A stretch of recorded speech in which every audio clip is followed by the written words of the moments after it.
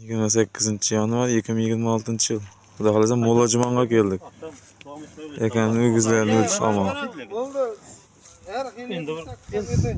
Shu ekoni savdosi bo'lib turibdi.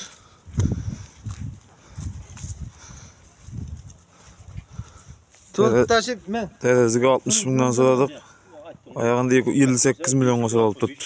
Ekanda 500 ming so'mda aytmang ekamalingizdan. 500 ming so'mda aytmang akajon. Shu eko. Aka shuni men ba'zi mashinaga beraman 200 ming so'm. Bari 58 million. 29 milliondan bo'lib turibdi har qaysi qo'yisi yo'q. Bir so'mdan yerga tushirmay sanavaling 58 million so'm. Qo'yisi yo'q 29 milliondan. To'rtta. Bering Yashullo, barakasini bersin. Ramzan aka.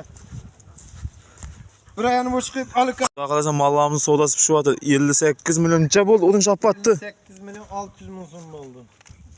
Razimsiz aka? Ko'nglingizdagi nima? Havo bo'ladi. Bo'ldi. Ana.